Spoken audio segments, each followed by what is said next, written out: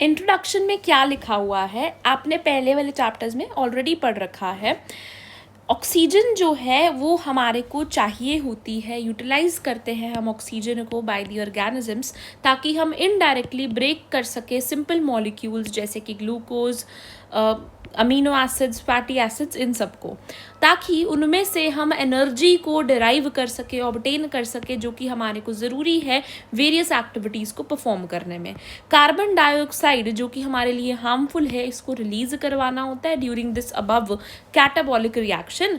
It is therefore evident कि जो oxygen है उसको कंटिन्यूसली हमारी बॉडी को चाहिए होती है और CO2 को कंटिन्यूसली बाहर निकालना होता है। इसी प्रोसेस को ऑक्सीजन का एटमॉस्फेयर से लेना और CO2 को हमें बाहर निकालना, जो कि CO2 हमारी सेल्स जो हैं वो प्रोड्यूस करते हैं और O2 एटमॉस्फेयर से लेते हैं। इसी को हम ब्रीदिंग कहते हैं और कॉमनली इसको रेस्पिरेशन से भी जानते हैं। वैसे अगर हम टेक्निकल मतलब देखें साइंटिफिक, तो ब्रीदिंग का मतलब है exchange of the gases, respiration का मतलब है एक्सचेंज करके उस ऑक्सीजन को यूटिलाइज करना, ताकि हम ब्रेक डाउन कर सके सिंपल मॉलिक्यूल्स का to derive the energy to perform various activities. ये रेस्पिरेशन है पूरा, सिर्फ एक्सचेंज ऑफ गैसेस ब्रीदिंग होता है। अगर उसके बाद NCERT कहती है अगर हम अपने हैंड्स को हमारे चेस्ट पे रखें तो हमें फील होता है कि हमारी जो चेस्ट है वो अप एंड डाउन मूव करती है व्हेन वी ब्रीद। जो हमारे ऑर्गन्स हैं और उसका मैकेनिज्म क्या है ब्रीदिंग का, ये सब इस चैप्टर के अंदर पढ़ने वाले हैं हम। Hello everyone, welcome back to my channel. इस वीडियो में हम करने वाले हैं क्लास 11th बायोलॉजी का chapter which is your breathing and exchange of gases. Human physiology वाले यूनिट को स्टार्ट कर रहे हैं। नीट के अकॉर्डिंग सारी NCERT को हम देखने वाले हैं। इस वीडियो में will be doing this chapter and similarly I will be making this separate videos for each chapter of this unit. सबसे पहले हम देखेंगे ह्यूमन फिजियोलॉजी की जो इंट्रोडक्शन के अंदर लिखा हुआ है वो वाला पार्ट है ना, यूनिट की इंट्रोडक्शन के अंदर। ठीक है, देखो, रिडक्शनिस्ट अप्रोच उसे कहा गया है, जो हम सेल यूनिट में पढ़ चुके हैं। रिडक्शनिस्ट अप्रोच वो अप्रोच है जब हम फिजिक्स केमिस्ट्री का भी यूज़ कर रहे हैं बायोलॉजी के कॉन्सेप्ट्स को समझने में। इसी अप्रोच को हम रिडक्शनिस्ट अप्रोच कहते हैं। रिडक्शनिस्ट अप्रोच की वजह से हमारा फिजिको केमिकल कॉन्सेप्ट्स और टेक्निक्स का यूज़ जो है वो बढ़ चुका है, और अब जो हमारी स्टडीज़ हैं जैसे कि सर्वाइविंग टिश्यू मॉडल्स और सेल फ्री सिस्टम्स को पढ़ना, इन सब के अंदर ये अप्रोच को यूज़ किया गया है। इससे रैपिड ग्रोथ देखने को मिली है हमें मॉलिक्यूलर बायोलॉजी के अंदर। मॉलिक्यूलर फिजियोलॉजी जो होती है, जिसमें हम बायोकेमिस्ट्री और बायोफिजिक्स का यूज़ करने लग गए हैं बहुत ज़्यादा, पर लिमिटेशन बेसिकली क्या है कि हम अगर प्योर ऑर्गेनिजमिक अप्रोच लेते हैं, यानी बायो की जो प्योर अप्रोच है उसे फॉलो करें, या फिर रिडक्शनिस्ट अप्रोच, वो दोनों की दोनों प्योर जो है काफ़ी नहीं है एक्सप्लेन करने के लिए बायोलॉजिकल प्रोसेसेस को कम्प्लीटली। अगर मुझे सिस्टम्स बायोलॉजी के कॉन्सेप्ट को समझना है तो लिविंग फिनोमिना जो है वो एमर्जेंट प्रॉपर्टीज से, बेसिकली एमर्जेंट से बना है ना, अराइज हुआ है due to the interactions among the components of a system, यानी एक सिस्टम के बीच में जो कॉम्पोनेंट्स हैं उनके बीच की इंटरेक्शन से ये सिस्टम जो है बना है। रेगुलेटरी नेटवर्क्स जो हैं वो एग्जिस्ट करते हैं एट मल्टीपल लेवल्स, यानी कि कई सारे लेवल्स पे हमें एक रेगुलेटरी नेटवर्क देखने को मिलता है, चाहे वो मॉलिक्यूल्स के बीच में हो, सेल्स के बीच में हो, सुपर मॉलिक्यूलर असेंबलीज के बीच में हो, टिश्यूज़ में हो, ऑर्गेनिजम्स में हो, पॉपुलेशन में हो, कम्युनिटीज़ में हो। हर एक लेवल जो है हमें एक एमर्जेंट प्रॉपर्टीज़ को शो करवाता है। इस यूनिट में हम ह्यूमन के फिजियोलॉजिकल प्रोसेसेस को पढ़ने वाले हैं in cellular and molecular terms, दोनों तरीके से।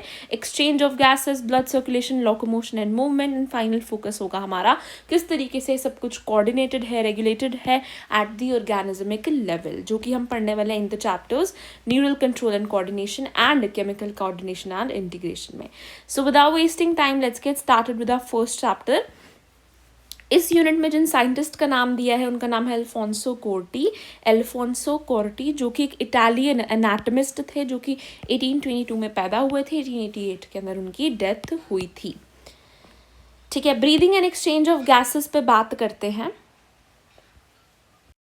नेक्स्ट है रेस्पिरेटरी ऑर्गन्स। इसमें क्या लिखा है, ब्रीदिंग के डिफरेंट डिफरेंट मैकेनिज्म्स होते हैं और वो वेरी करते हैं different different groups of animals के लिए। डिपेंड करता है उनका हैबिटेट क्या है, कहाँ पे रहते हैं, और उनका लेवल ऑफ ऑर्गेनाइजेशन क्या है, यानी सेलुलर है, टिश्यू लेवल है, बेसिकली ऑर्गन लेवल है, ऑर्गन सिस्टम लेवल है, क्या लेवल है, right.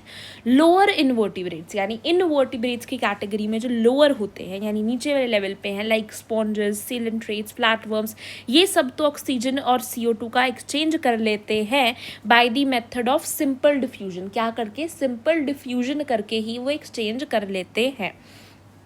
Over their entire body surface के ऊपर डिफ्यूजन होता है।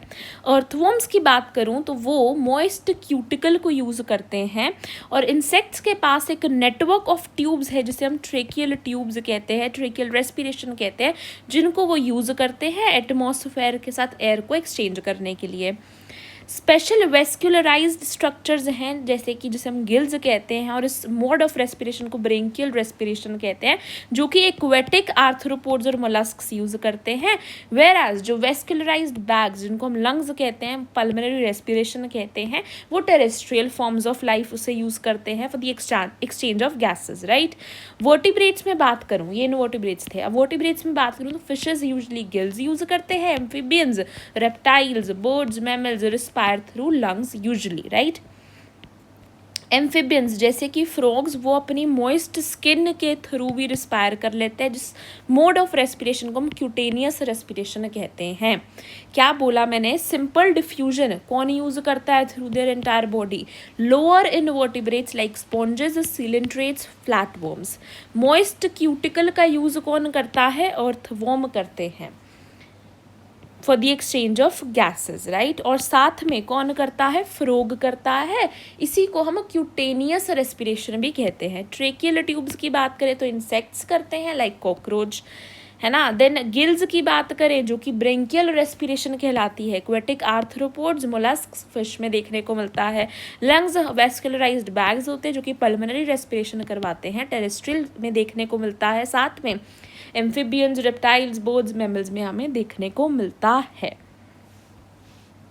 के बाद हमने करना है the topic which is human respiratory system.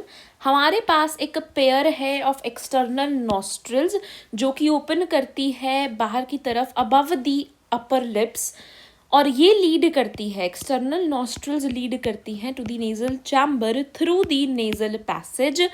जो नेजल चैम्बर है वो आगे ओपन करती है फेरिंग्स, जहाँ पर आपका फूड और एयर का कॉमन पैसेज होता है, अ portion of which is the common passage for food and air. जो फेरिंग्स है वो आगे ओपन करता है लेरिंग्स रीजन में, और फिर इनटू द ट्रैकिया, यानी फेरिंग्स से लेरिंग्स एंड देन ट्रैकिया।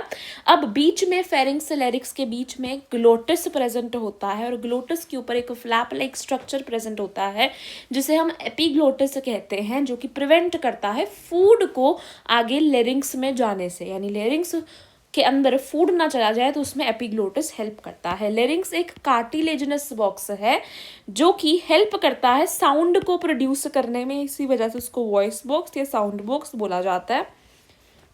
जब हम स्वेलो कर रहे हैं यानी खाना खा रहे होते हैं तो ग्लोटिस जो है उसको कवर कर लिया जाता है by the thin elastic cartilaginous flap.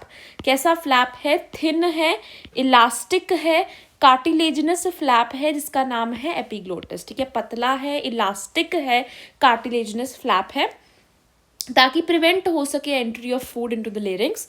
Trachea जो होता है वो एक स्ट्रेट ट्यूब होती है जो कि एक्सटेंड करती है up to the mid thoracic cavity, जो कि फिर डिवाइड हो जाती है, मिड थोरेसिक कैविटी तक एक्सटेंड करती है जब तक मिड थोरेसिक लेवल तक पहुंच जाए हम। उसके बाद वो डिवाइड हो जाती है into right and left primary bronchi. कहाँ पे डिवीजन होता है, division occurs at fifth thoracic vertebra. कहाँ पे होता है, फिफ्थ थोरेसिक वर्टिब्रा पे डिवीजन होता है, राइट लेफ्ट प्राइमरी ब्रोंकाई बन जाते हैं। हर एक ब्रोंकाई जो है रेपिटेड डिविजन्स करता है, सेकेंडरी टर्जरी ब्रोंकाई बनाता है और फिर वो ब्रोंक्यूल्स बनाता है। पहले इनिशियल बनते हैं फिर टर्मिनल बनते हैं, जो कि लास्ट में पहले initial bronchioles and then terminal bronchioles बनते हैं। और हम देखते हैं कि जो ट्रैकिया प्राइमरी, सेकेंडरी, टर्जरी और इनिशियल ब्रोंक्यूल्स तक का जो पार्ट है वो सब का सब सपोर्टेड है बाय द इनकम्प्लीट कार्टिलेजस रिंग्स, यानी उनके ऊपर इनकम्प्लीट कार्टिलेजनस रिंग प्रेजेंट है कुछ इस तरीके से। यानी अगर मैं पीछे से देखूं तो ये रिंग्स जो होंगी ये एब्सेंट हमें दिखाई देंगी, है ना। सी शेप्ड रिंग होती हैं, ओ शेप्ड नहीं होती, ठीक है, ताकि इनमें एक्सपेंशन अगर हो तो फिर हमें नुकसान ना हो। हर एक टर्मिनल ब्रोंक्यूल, यानी पहले इनिशियल था फिर टर्मिनल ब्रोंक्यूल जो है वो राइज देता है किसको, to a number of very thin, यानी उसके बाद हर एक टर्मिनल ब्रोंक्यूल पे एक नंबर ऑफ वेरी थिन, बड़े ही पतले से इरेगुलर वोल्ड और वेस्कुलराइज्ड बैग लाइक स्ट्रक्चर्स होते हैं जिन्हें हम एल्वियोलाई बुलाते हैं, जो कि सरफेस एरिया इंक्रीज करते हैं for the exchange of gases, जो कि वेस्कुलर है, that's why exchange of gases करवा रहे हैं। जो ब्रांचिंग होती है, branching network of bronchi, bronchioles, alveoli, ये सब ही लंग्स में कंप्राइज करते हैं। हमारे पास 2 लंग्स होते हैं जिसके ऊपर, लंग के ऊपर डबल लेयर्ड प्लूरा प्रेजेंट होती है। लंग जो होता है हमारा उसके ऊपर डबल लेयर, 2 लेयर्स प्रेजेंट होती हैं किसकी, प्लूरल मेम्ब्रेन की।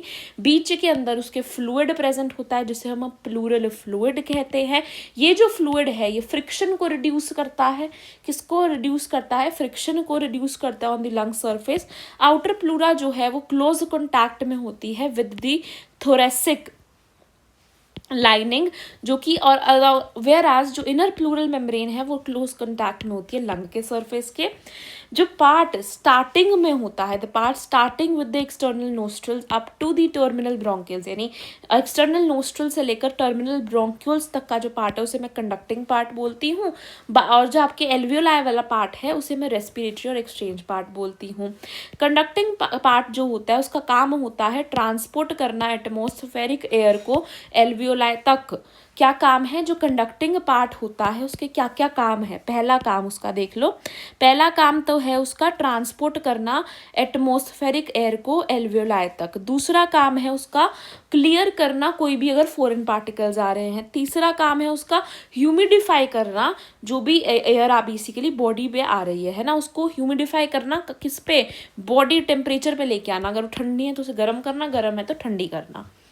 एक्सचेंज पार्ट का क्या काम है, वो एक्चुअल साइट है जहाँ पे डिफ्यूजन होता है ऑक्सीजन और CO2 का, यानी ऑक्सीजन बॉडी में अंदर जाता है और CO2 जो बॉडी में एक्यूमुलेट हो रखी है उसे बाहर निकाला जाता है बिटवीन द ब्लड और एटमॉस्फेरिक एयर। एटमॉस्फेरिक एयर से ऑक्सीजन जाती है, ब्लड से CO2 आता है।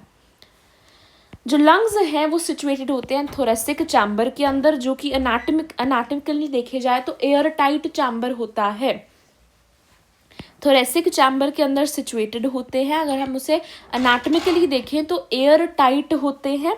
जो थोरेसिक चैम्बर है वो डोर्सली, अगर मैं देखें तो उसे एयर टाइट चैम्बर क्यों बोला जा रहा है, मैंने बोला कि वो थोरेसिक चैम्बर में प्रेजेंट है, और उसे एयर टाइट चैम्बर क्यों बोला जा रहा है, क्योंकि वो डोर्सली यानी आपके पीछे कमर वाली साइड पे डोर्सली जो है उसको कवर किया गया है वर्टिब्रल कॉलम से, हमें पता ही है। वेंट्रली स्टर्नम से, वेंट्रली जहाँ पे हमारा पेट प्रेजेंट है वो वाला रीजन। लेटरली देखा जाए अगर हम तो मतलब लेटरल साइड्स पे है ना, हमारे साइड्स पे बेसिकली देखा जाए तो रिब्स से कवर्ड है। और लोअर साइड, लंग्स की लोअर साइड पे अगर मैं देखूँ, ये अगर आपके लंग्स हैं तो इनके लोअर साइड पे डायफ्राम प्रेजेंट होता है जो कि एक डोम शेप्ड होता है। I repeat, air tight chamber क्यों बोला गया है, डोर्सली वर्टिब्रल कॉलम प्रेजेंट है, वेंट्रली स्टर्नम प्रेजेंट होती है, लेटरली रिब्स प्रेजेंट होती है, एंड नीचे की तरफ जिसे लोअर साइड पे डोम शेप्ड डायफ्राम प्रेजेंट है, जो कि हमारा 75% ऑफ ब्रीदिंग में हेल्प करता है। अनाटमिकल सेटअप जो है लंग्स के अंदर थोरेसिक इस तरीके से है कि हम अपनी वॉल्यूम को चेंज कर सकें, जिससे हमारी लंग की पल्मोनरी कैविटी की वॉल्यूम जो है वो चेंज होती है, लंग एक्सपैंड और कंट्रैक्ट करता है। इसी अरेंजमेंट को ही, ये जो अरेंजमेंट है हमें एसेंशियल है ब्रीदिंग के लिए, क्योंकि हम डायरेक्टली तो पल्मोनरी वॉल्यूम को चेंज नहीं कर सकते हैं कि हम कितनी ले रहे हैं, वो एक्सपेंशन और कंट्रैक्शन से ही रेगुलेट होती है। रेस्पिरेशन जो है इसमें फॉलोइंग ये स्टेप्स हैं। सबसे पहले ब्रीदिंग होती है, या फिर मैं बोलूँ पल्मोनरी वेंटिलेशन, क्या बोल रही हूँ, पल्मोनरी लंग्स के लिए यूज़ किया जा रहा है वेंटिलेशन, हवा लेने के लिए, बाय विच एटमॉस्फेरिक एयर जो है उसको अंदर लिया जाता है, यानी ऑक्सीजन एटमॉस्फेयर के अंदर जो भी एयर है उसे अंदर लिया जाता है, और जो CO2 रिच एल्वियोलर एयर है उसको बाहर निकाला जाता है। डिफ्यूजन होता है ऑक्सीजन और CO2 का। ऑक्सीजन का कहाँ से होता है, लंग्स से पूरे ब्लड में, और CO2 का ब्लड से लंग्स में आता है। अक्रॉस द एल्वियोलर मेम्ब्रेन पे डिफ्यूजन होता है। फिर गैसेस का ट्रांसपोर्ट होता है बाय दी ब्लड, कौन करवा रहा है यहाँ पे ट्रांसपोर्ट, ब्लड करवा रहा है। फिर ऑक्सीजन और CO2 का अगेन डिफ्यूजन होता है किसके बीच में, ब्लड और टिश्यूज, क्योंकि टिश्यूज के अंदर भी CO2 प्रेजेंट होती है, ब्लड में O2 प्रेजेंट होती है, तो O2 उधर जाती है, CO2 उधर आती है।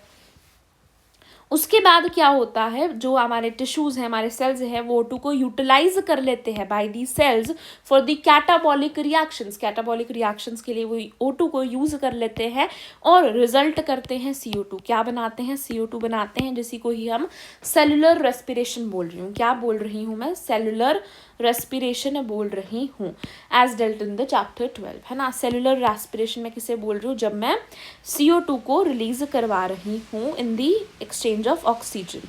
इसके अलावा हम यहाँ पर देखना चाहें तो एक्सटर्नल नोस्ट्रल्स थे, नेजल पैसेज के थ्रू नेजल चैम्बर में आया, देन फेरिंग्स में आया जहाँ पे फूड और एयर प्रेजेंट थे, उसके बाद ग्लोटिस के थ्रू जहाँ पे एपिग्लोटिस का ढक्कन प्रेजेंट था, देन लैरिंग्स में गया जहाँ पे सिर्फ एयर होती है, वॉइस बॉक्स होता है, कार्टिलेज का बना हुआ आता है। उसके बाद जाता है ये ट्रैकिया के अंदर जहाँ पे फिफ्थ थोरेसिक वर्टेब्रा पे डिवीजन होता है, लेफ्ट और राइट प्राइमरी ब्रोंकाई बनते हैं, वो आगे secondary, टर्जरी, initial bronchioles, terminal bronchioles बनाते हैं, देन एल्वियोलाई बनता है। एल्वियोलाई वेरी थिन इरेगुलर वोल्ड वेस्कुलराइज्ड बैग लाइक स्ट्रक्चर होते हैं।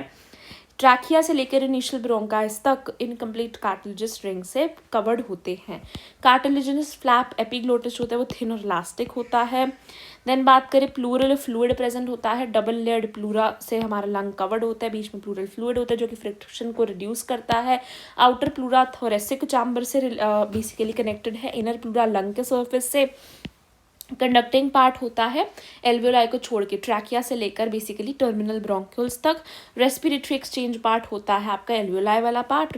कंडक्टिंग पार्ट का काम होता है ट्रांसपोर्ट करना एल्वियोलाई तक सारी गैसेस को, क्लियर करना फॉरेन पार्टिकल्स को, ह्यूमिडिफिकेशन करना बॉडी टेम्परेचर तक। एक्सचेंज पार्ट का काम होता है एक्चुअल डिफ्यूजन जहाँ पे हो रही होती है। थोरेसिक चैम्बर एयर टाइट है, डोर्सली वर्टेबल कॉलम प्रेजेंट है, वेंट्रली देखा जाए तो स्टर्नम प्रेजेंट होती है, लेटरली ड्रिप्स प्रेजेंट है, लोअर साइड पे डोम शेप डायफ्राम प्रेजेंट है। पल्मोनरी कैविटी यानी कि लंग्स के अंदर की जो बेसिकली वॉल्यूम है उसको हम चेंज करते हैं। ये एनाटॉमिकल सेटअप जो है हेल्प करता है हमें, क्योंकि हम डायरेक्टली तो उसे ऑल्टर नहीं कर सकते। सबसे पहले ब्रीदिंग होती है, या फिर मैं बोलूँ पल्मोनरी वेंटिलेशन होता है, CO2 रिच जो है उसे बाहर निकाला जाता है और एटमॉस्फेरिक एयर को लिया जाता है। गैसेस का डिफ्यूजन होता है O2 और CO2 का अक्रॉस दी एल्वियोलर, पहले एल्वियोलर मेम्ब्रेन के अक्रॉस होता है, फिर ट्रांसपोर्ट होता है गैसेस का बाय दी ब्लड। उसके बाद डिफ्यूजन होता है ऑक्सीजन और CO2 का between the blood and the tissues. Blood लेके गया पहले एल्वियोलर, एल्वियोलर पे कहाँ पे होता है, लंग्स और ब्लड के बीच में होता है। उसके बाद ब्लड और टिश्यू के बीच में हो रहा है। उसके बाद O2 को यूटिलाइज किया जाता है फॉर द कैटाबॉलिक रिएक्शंस, और जिससे कि CO2 जो है वो बाहर निकलती है। सेलुलर रेस्पिरेशन इसे मैंने बोल दिया, राइट। इसके अलावा अगर मैं आपको एक मॉडल दिखाऊं यहाँ पर, तो ये आपका मॉडल प्रेजेंट है, राइट। यहाँ पे अगर हम देखें तो ये हमारा नेजल म्यूकोसा प्रेजेंट है जिसके थ्रू ये गया है। नेजोफेरिंक्स, फेरिंक्स बोला, अब नेजोफेरिंक्स वो रीजन है जो नाक के पीछे खुलता है, और जो मुंह के पीछे का फेरिंक्स होता है उसे ओरोफेरिंक्स बोलते हैं, और जो लेरिंक्स के पास वाला फेरिंक्स होता है उसे लेरिंजोफेरिंक्स बोल देते हैं, ठीक है। ये this is your laryngeal vestibule. उसके बाद बात करें थायराइड कार्टिलेज आता है, देन आपका ट्रैकिया आता है, ये सारा ट्रैकिया है, ये आगे जाके फिफ्थ बेसिकली वर्टिब्रा पे डिवाइड हो गया राइट एंड लेफ्ट के अंदर। अगर मैं देखूँ ये आपका लंग है, जो लेफ्ट लंग है उसमें दो लोब्स होते हैं, सुपीरियर और इन्फीरियर। राइट में देखें तो सुपीरियर, इन्फीरियर और साथ में मिडिल लोब भी प्रेजेंट होता है। अगर मैं इसको रिमूव कर दूं तो हमें यहाँ पे दिखाई देंगे इस तरीके से आपके जो bronchi, primary bronchi, then secondary, then tertiary, then bronchioles, और फिर लास्ट में एल्वियोलाई आपको प्रेजेंट मिलेंगे। अगर मैं बात करूँ हार्ट कहाँ पे प्रेजेंट होता है, तो हार्ट जो होता है वो कुछ इस तरीके से प्रेजेंट होगा बिटवीन द लंग्स और ऑन दी लेफ्ट साइड पे, थोड़ा सा लेफ्ट साइड पे हमें कार्डिक नोट जहाँ पे हमें ये हार्ट देखने को मिलता है। अब मूव करते हैं टुवर्ड्स दी NCERT का डायग्राम। NCERT के डायग्राम में देखो क्या बना हुआ है, डायग्रामेटिक व्यू है किसका, ह्यूमन रेस्पिरेटरी सिस्टम का। सेक्शनल व्यू दिखाया गया है ऑफ द लेफ्ट लंग, है ना। यहाँ पर देखें अगर हम, तो ये ऊपर क्या प्रेजेंट है, एपिग्लोटिस।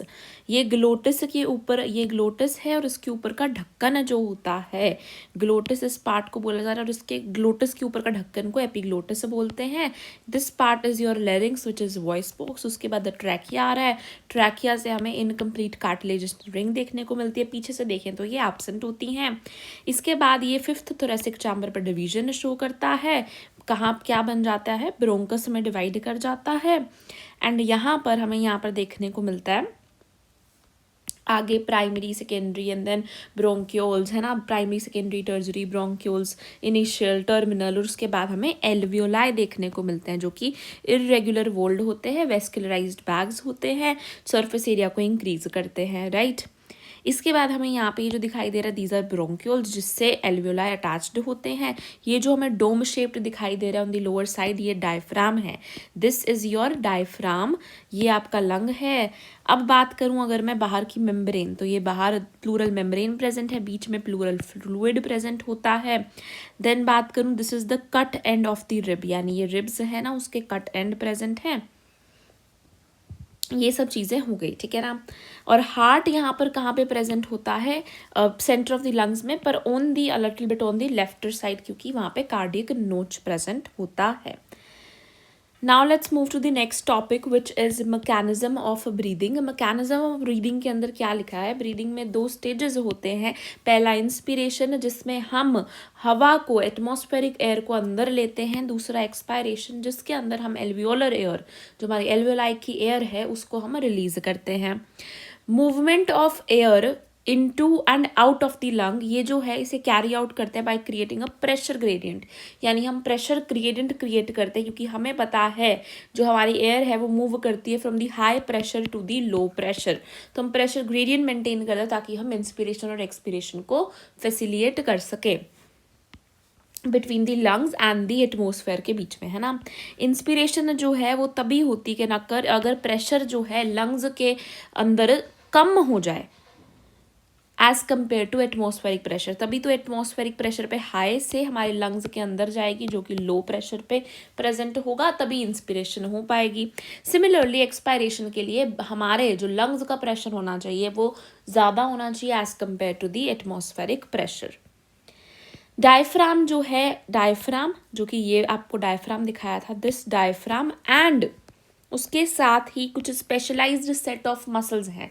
क्या चीज़ें हैं, डायफ्राम है और साथ में उसके कुछ स्पेशलाइज्ड सेट ऑफ मसल्स हैं, जिसे मैं कहती हूँ external and internal intercostals between the ribs.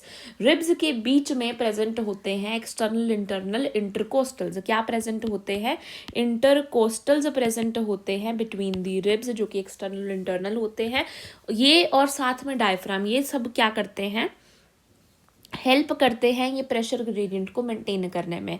Pressure gradient को हमारी बॉडी मेंटेन करती है बाय चेंजिंग द वॉल्यूम। हमें पता है कि प्रेशर जो है that is inversely proportional to volume. अगर मैं मेरे लंग्स की वॉल्यूम बढ़ा दूंगी तो वहाँ पे प्रेशर कम हो जाएगा, यानी इंस्पिरेशन होगी।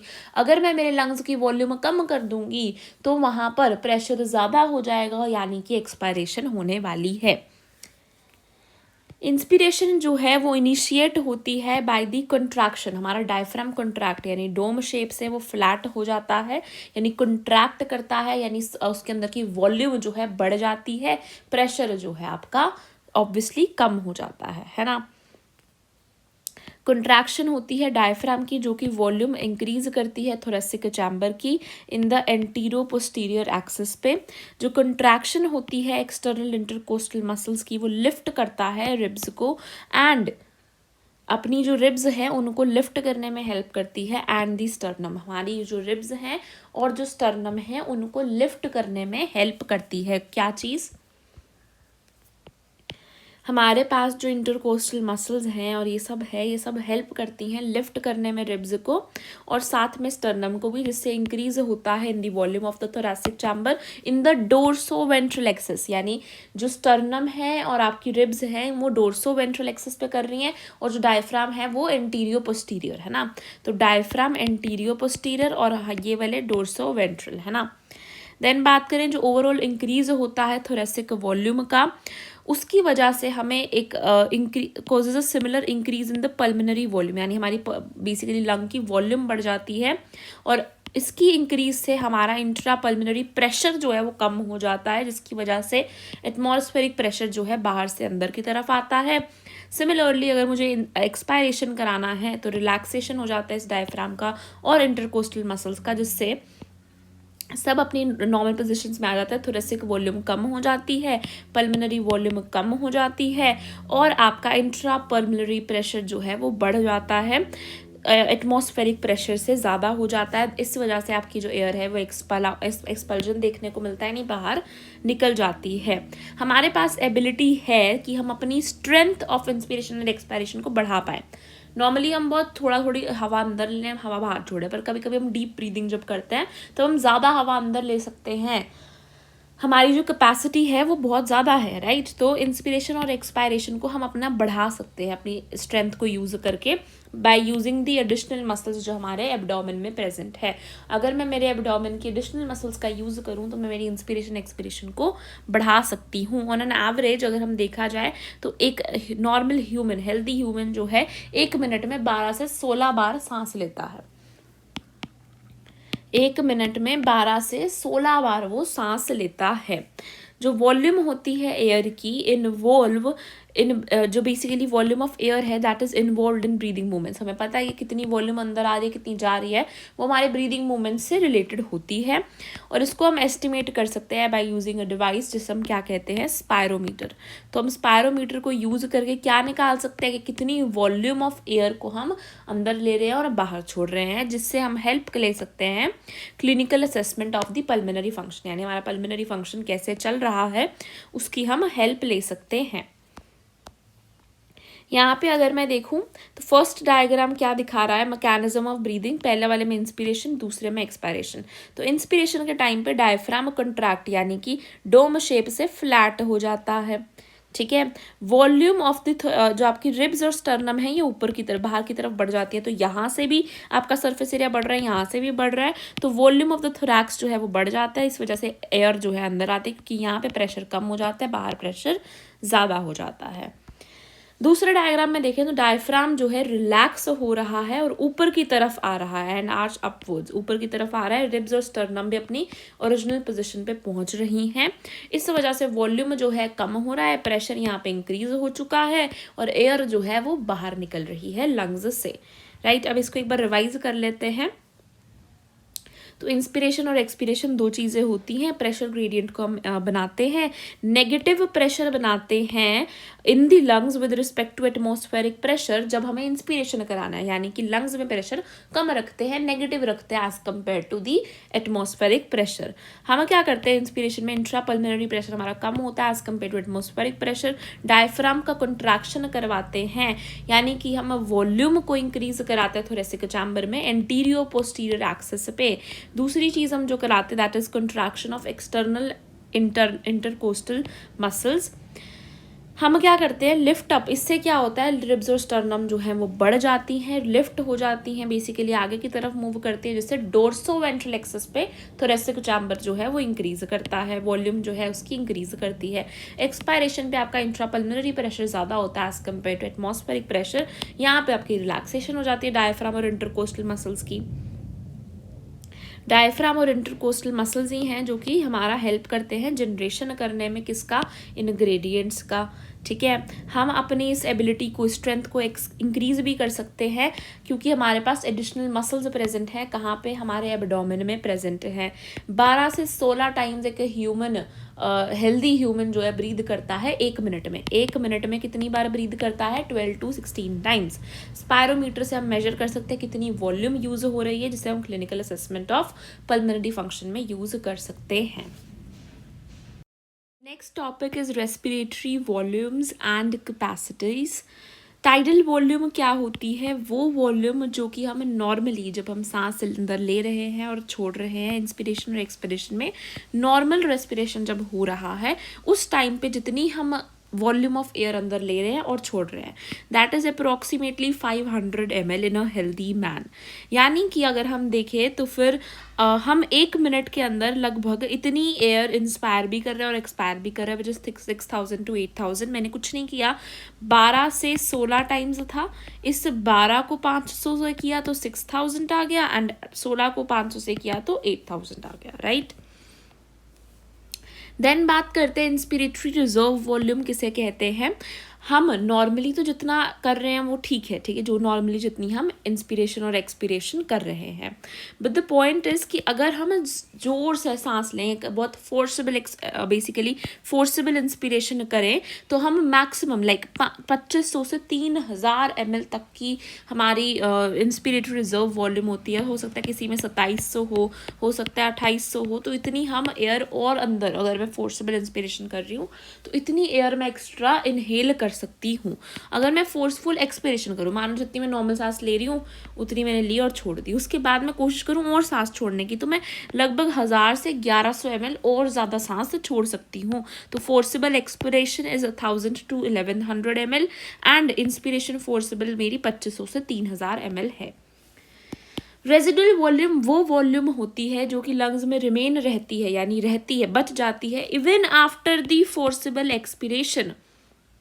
इसी ये जो होती है ये 1100 से 1200 ml, यानी अगर मैं फोर्सेबल एक्सपिरेशन से सारी हवा निकाल भी दूँ तो भी 1100 से 1200 ml मेरे लंग्स में बच जाती है।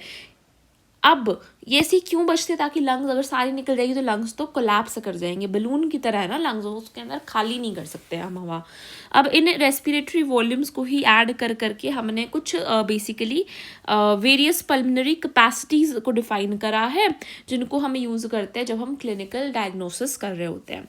तो इंस्पिरेटरी कैपेसिटी बेसिकली क्या है, inspiratory capacity is basically tidal volume plus inspiratory reserve volume, यानी मैं टोटल जब मैं नॉर्मल 0 पे हूँ तो मैं कितनी सांस अंदर ले सकती हूँ, that is equal to tidal volume जो 500 ml में हर बार ले रही थी, और साथ में 2500 से 3000 और जो कि मैं इंस्पिरेटरी रिजर्व कैपेसिटी है ना।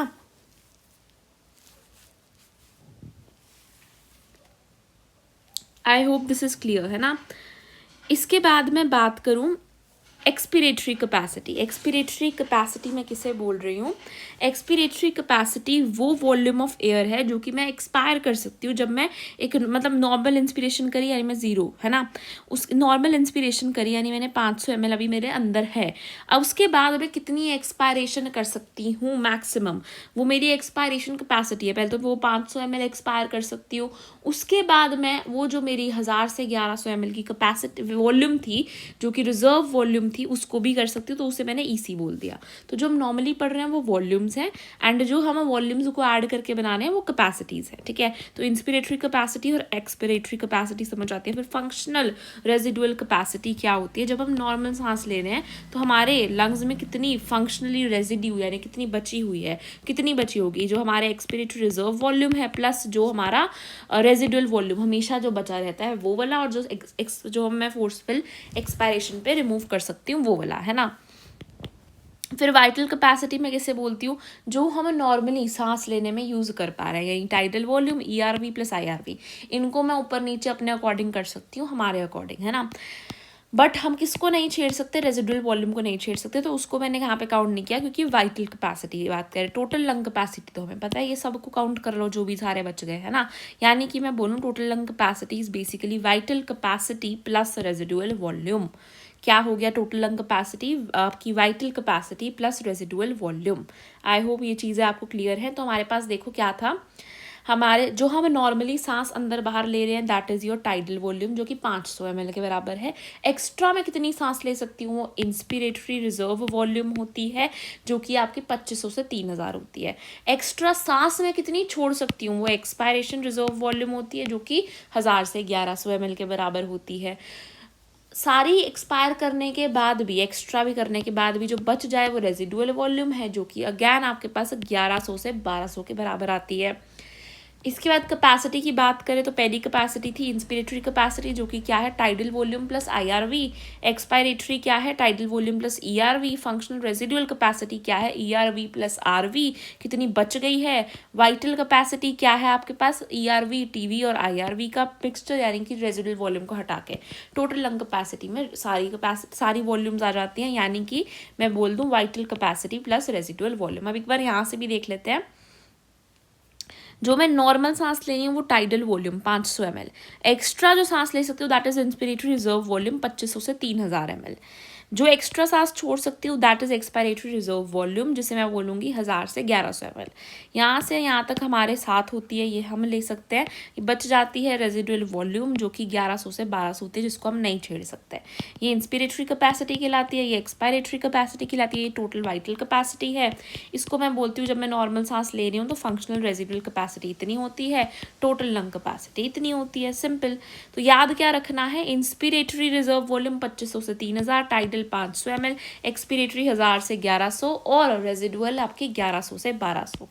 तो रेजिडुअल हमारी किसके बराबर होती है, residual volume is equal to basically 1100 से 1200 ml के बराबर आ जाती है।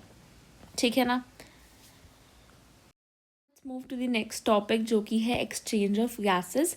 इस टॉपिक में यूजुअली बच्चों को कन्फ्यूजन होती है, तो यहाँ पर ध्यान से देखना। एक्सचेंज ऑफ गैसेस में बेसिक कॉन्सेप्ट क्या है कि जो एल्वियोलाई होते हैं, जो वेस्कुलराइज्ड बैग्स है, इरेगुलर वोल्ड है, सरफेस एरिया को बढ़ाते हैं, यही प्राइमरी साइट होते हैं जहाँ पर गैस एक्सचेंज हो रही होती है। CO2 को ये ले रहा होता है, O2 को ये दे रहा होता है। एक्सचेंज किसके बीच में होता है, सबसे पहली बार एक्सचेंज होता है एल्वियोलाई और ब्लड में।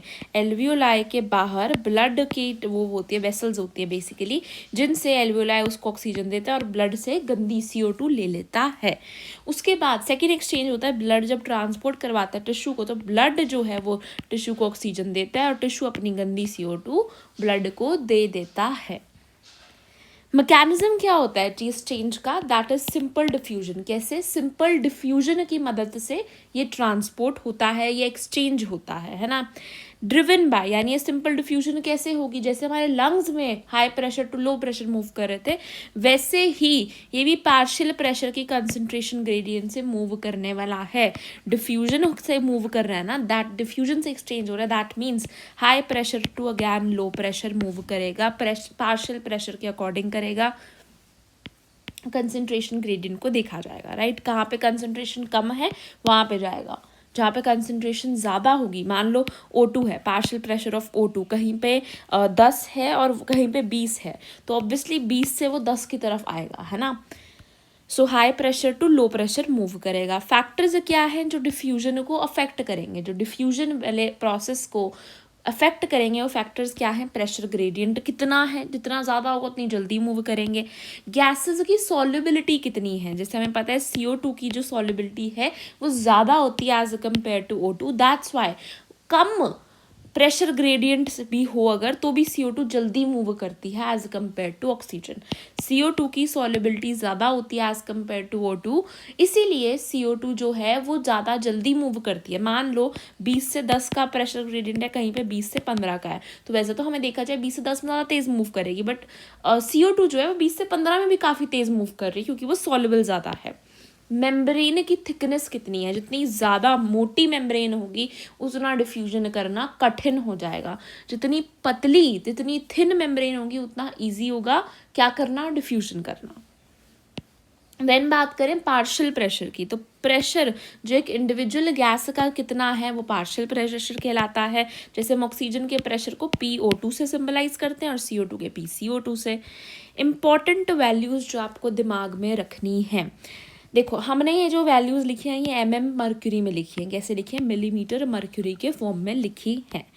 अभी हम देखने वाले हैं, हमें पता है ऑक्सीजन को मुझे मूव करवाना है from the high pressure to low pressure, और मुझे बाहर से एयर से मेरे टिश्यूज़ तक लेकर आना है। मेरे ऑक्सीजन का फ्लो कैसा होगा, ध्यान से देखना।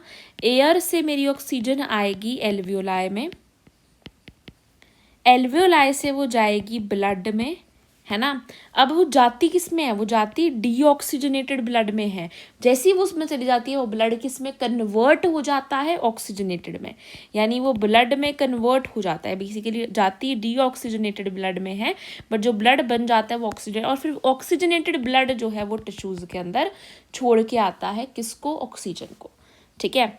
सो एल्वियोलाई से किस ब्लड में जा रही है, डीऑक्सीजनेटेड वाले ब्लड में जा रही है, और बन क्या जाता है वो ऑक्सीजनेटेड, और फिर वो टिश्यू में छोड़ के आता है।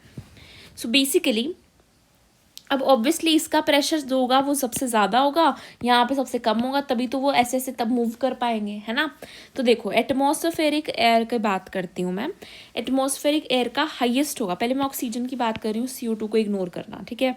ऑक्सीजन के अंदर 159 है, ऑक्सीजन एयर के अंदर 159 है। फिर एल्वियोलाई में 104 है, कम है ना, जल्दी से मूव करेगा, फटाफट से मूव करने की कोशिश करेगा, काफ़ी ग्रेडियंट है। फिर डीऑक्सीजनेटेड ब्लड में 40 है, देखो फटाफट से मूव करेगा, कितना डिफरेंस है ना। उसके बाद अब ये डीऑक्सीजनेटेड क्या बन जाएगा, जब ऑक्सीजन चली गई इस ब्लड के अंदर तो ये ऑक्सीजनेटेड ब्लड बन जाएगा ना। ऑक्सीजनेटेड ब्लड में ऑक्सीजन का प्रेशर 95 होता है, ठीक है। अब ये 95 वाले को कहाँ पे मूव करना है, 40 में। High pressure to low pressure move कर रहा है, ये भी हाई टू लो मूव कर रहा है, ये भी हाई टू लो। हमने ये नहीं देखना क्योंकि ये मूव थोड़ी कर रहा है, तो बन गया है वो अब, है ना। सो यहाँ पे पहली मूवमेंट हमारी ये हुई, दूसरी मूवमेंट मेरी ये हुई, तीसरी मूवमेंट मेरी ये हुई, ठीक है। First movement, second movement, third movement, this is your first movement, this is your second movement and this is your third movement, ठीक है ना। ये मूवमेंट नहीं होती है, this is just conversion. I hope आपको समझ में आ गई। तो याद रखना है 159, 104, 40, और फिर वो क्या होता है ऑक्सीजनेटेड का 95 और 40, ठीक है। तो 159 था, ज़्यादा बहुत डिटेल में इसको याद रखने की ज़रूरत नहीं है, बट द पॉइंट इसको पता होना चाहिए फ्लो क्या हो रहा है। 159 थी, फिर 104 हो गया, उसके बाद ऑक्सीजनेटेड ब्लड में 40 थी तभी मूव किया, और डीऑक्सीजनेटेड में 40 थी और इसमें आपकी 95 में कन्वर्ट हो गया, और 95 से फिर 40 में गया। 40 से 40 में नहीं जा सकता, देखो तभी 40 और 40 इक्वल है ना, उसमें नहीं मूव करेगा। 95 पहले बन गया क्योंकि ऑक्सीजन ऐड हो गई है, तो और फिर वो 95 से 40 ईजिली मूव कर गया है। आई होप ये चीज़ आपको क्लियर रहेगी। इसके बाद हम बात करते हैं CO2 की। CO2 की मैं बात करूं, CO2 का फ्लो उल्टा है। CO2 की मैं बात करूं अगर, ये मैंने लिख दिया आपका फ्लो इसका, है ना।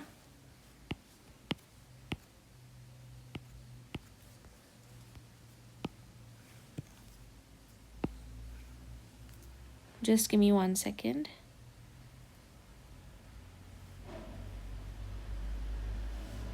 यस, तो ये हो गया आपका ऑक्सीजन का फ्लो। अगर मुझे बात करनी है CO2 के फ्लो की, तो CO2 का फ्लो किस तरीके से होगा। CO2 जो होगी that is going to move to CO2 ने टिश्यू में CO2 बनती है टिश्यू से, अब वो कौन से में मूव करेगी, वो मूव करेगी इन दी ऑक्सीजनेटेड ब्लड। कहाँ पे मूव करेगी, वो ब्लड में मूव करेगी, कौन से वाले ब्लड में, जहाँ पे ऑक्सीजन प्रेजेंट थी, और उसको क्या बना देगी, उसको डीऑक्सीजनेटेड ब्लड बना देगी। ये भी अगेन आपका कन्वर्जन है। तो यहाँ पे CO2 वाला ब्लड बना देगी, और ये CO2 वाला ब्लड आगे जाके मूव करेगा इनटू एल्वियोलाई, एंड देन ये जाके मूव करेगा इनटू दी एयर। तो अब इस अकॉर्डिंग यहाँ पे high pressure to low pressure होना चाहिए किसका, कार्बन डाइऑक्साइड का। सबसे पहले यहाँ पे देखो टिश्यू का, टिश्यू पे सबसे हाईएस्ट होना चाहिए विच इज़ 45, हाईएस्ट दिखाई दे रहा है सबको 45, है ना। फिर ये क्या कहाँ पे मूव करेगा, ऑक्सीडेंटेड ब्लड। तो पहला ट्रांसपोर्ट कहाँ पे हुआ, यहाँ से यहाँ पे, ये फर्स्ट है 45 से 40। अब ये 40 किस में कन्वर्ट हो जाएगा, 45 में। ये कन्वर्जन है, दिस इज योर कन्वर्जन, क्योंकि डीऑक्सीजनेटेड बन जाएगा। अब ये 45 वाला एल्वियोलाई में मूव करेगा, यानी कि 40 पे मूव करेगा सेकेंड। देन ये एल्वियोलाई एयर में, देखो एल्वियोलाई से एयर कितनी फटाफट मूव करेगा, कितना ज़्यादा ग्रेडियंट है, कितना ज़्यादा ग्रेडियंट है एल्वियोलाई को जब एयर में जाना है ना। तो ये थर्ड मूवमेंट है, कितनी जल्दी फटाफट मूव करेगा। अब यहाँ पर देखो कि ये वाली जो सेकंड मूवमेंट है, यहाँ पे सिर्फ 5 का ही प्रेशर ग्रेडियंट है, तो बड़ा स्लो मूवमेंट होगा, बट ऐसा नहीं है। क्यों, क्योंकि CO2 जो है वो हाईली सॉल्युबल होती है, इस वजह से CO2 कम प्रेशर ग्रेडियंट में भी अच्छा मूव कर लेती है। तो सोचो एल्वियोलाई से एयर कितनी फटाफट मूव करेगी, इतना अच्छा प्रेशर ग्रेडियंट भी है यहाँ पे। तो देखो याद करो, पहली मूवमेंट ऑक्सीजन में एयर से एल्वियोलाई में आई 159 से 104, फिर वो 104 से 40 पे गई यानी डीऑक्सीडेटेड ब्लड, और वो 95 में कन्वर्ट हो गया, फिर 40। तो यहाँ पे 40 ये सेम आया था, यहाँ पे भी आपका 45 45 40 40, यहाँ पे आपका एल्वियोलाई और ऑक्सीजनेटेड ब्लड सेम आया, यहाँ पे आपके पास डीऑक्सीडेटेड ब्लड और टिश्यू सेम आया, यहाँ पे आपके पास आपका ये भी ब्लड डीऑक्सीजनेटेड और टिश्यूज का भी सेम आया है। तो पहले 45 से 40 गया, फिर वो फिर 45 बना, फिर 45 से 40 गया। देखो CO2 का याद करना बड़ा आसान है, पहले भी 45 से 40 गया, फिर वो 45 से 40 गया, उसके बाद लास्ट में 0.3 हम नहीं भूलते है ना। तो 45 से 40 गया, फिर वो 45 से 40 गया, और उसके बाद 0.3, और वहाँ पे याद करें 159 से 104 पे गया, 104 से वो 40 पे गया, फिर वो 40 का 95 बन गया, और फिर वो 40 पे गया, उसको फिर से 40 पे जाना, तो बीच में उसको 95 बनना पड़ा है ना। 159 से 104 पे गया, 104 से वो 40 पे गया, 40 से वो 95 बन गया, 95 से वो 40 पे फिर से चला गया। आई होप ये चीज़ आपको बहुत अच्छे से क्लियर हो चुकी है। मैंने सबसे ज़्यादा टाइम यहीं पे इन्वेस्ट करा, बिकॉज यही चीज़ है जो सब बच्चे इग्नोर कर देते हैं। डायरेक्शन ऑफ गैस एक्सचेंज की बात करूँ तो गैस का एक्सचेंज कैसे हो रहा है, एल्वियोलाई से ब्लड में गया, ब्लड से टिश्यू में गया, moves from higher to lower partial pressure, similarly CO2 tissue से ब्लड और फिर एल्वियोलाई की तरह ऑपोजिट डायरेक्शन में मूव करती है एज ऑक्सीजन, है ना। यहाँ पे देखो कैसे चला था, टिश्यू ऑक्सीजनेटेड ब्लड उल्टा देख रही हूँ मैं, है ना। तो ये उल्टी सीक्वेंस CO2 की है, बिल्कुल सेम, अगर हम देखें यहाँ पे सेम उल्टी है, ये बिल्कुल ऑपोजिट, ये डीऑक्सीजनेटेड ऑक्सीजनेटेड इसमें कन्वर्ट हुआ, ये CO2 से, है ना, सेम बिल्कुल मतलब हुआ है। फिर स्पेशल पॉइंट जो आपको बहुत अच्छे से याद रखना है, CO2 जो है वो 20 to 25 टाइम्स मोर सॉल्युबल है देन ऑक्सीजन, यानी कि 20 to 25 टाइम्स मोर सॉल्युबल है ऑक्सीजन से, इसी वजह से बड़ी जल्दी डिफ्यूज़ करती है, चाहे आपका ग्रेडियंट बहुत छोटा हो, चाहे आपका इस मूवमेंट में ग्रेडियंट बहुत छोटा है, फिर भी बड़ी फटाफट से वो मूव करती है। क्यों? क्योंकि उसकी सॉल्युबिलिटी 20 to 25 टाइम्स ज़्यादा है, टाइम्स 20 से 25 गुना ज़्यादा है as compare to oxygen. Diffusion की बात करें तो रेस्पिरेटरी मेम्ब्रेन के थ्रू होती है एल्वियोलाई और ब्लड टिश्यू के अंदर, जिसमें 3 लेयर्स हमें देखने को मिलती हैं। बेसिकली जो एल्वियोलाई की वॉल है और जो आपका ब्लड की जो बेसिकली वेसल है, उनके बीच में 3 मेम्ब्रेन्स हमें देखने को मिलती है, जिससे आपकी डिफ्यूजन होती है। इसमें 3 लेयर्स मिलती है। सबसे पहले तो एल्वियोलर स्क्वेमस एपिथीलियम होती है, यानी पहले एक लेयर होती है एल्वियोलाई की, एक बीच का होता है, एक कैपिलरी जो होती है या फिर जो ब्लड वेसल है उसकी होती है। तो पहली एल्वियोलर की कौन सी है, एल्वियोलाई की कौन सी है, एल्वियोलर स्क्वेमस एपिथीलियम, उसके ऊपर की लेयर होगी ना, तो एल्वियोलर स्क्वेमस एपिथीलियम बोल दिया। एल्वियोलर स्क्वेमस एपिथीलियम लेयर होती है, बीच में क्या होती है, बेसमेंट मेम्ब्रेन होती है, और फिर कैपिलरी की मेम्ब्रेन को क्या बोल दिया, कैपिलरी एंडोथीलियम, क्या बोल दिया, कैपिलरी एंडोथीलियम बोल दिया। ये तीनों नाम बहुत अच्छे से याद रखना है, alveolar squamous epithelium, basement membrane, capillary endothelium. Alveolar squamous epithelium, और उसके याद रखो क्या है, एल्वियोलर तो है ही, साथ में स्क्वेमस है एंड एपिथीलियम है, ठीक है। सो याद रखना है, एल्वियोलर तो है ही, साथ में आपका क्या है, स्क्वेमस भी है और साथ में एपिथीलियम भी है। एल्वियोलर की स्क्वेमस एपिथीलियम है, देन बेसमेंट मेम्ब्रेन है, और फिर कैपिलरी की एंडोथीलियम है। तो बाहर एपिथीलियम, अंदर एंडोथीलियम, बीच में बेसमेंट मेम्ब्रेन, और ये स्क्वेमस है।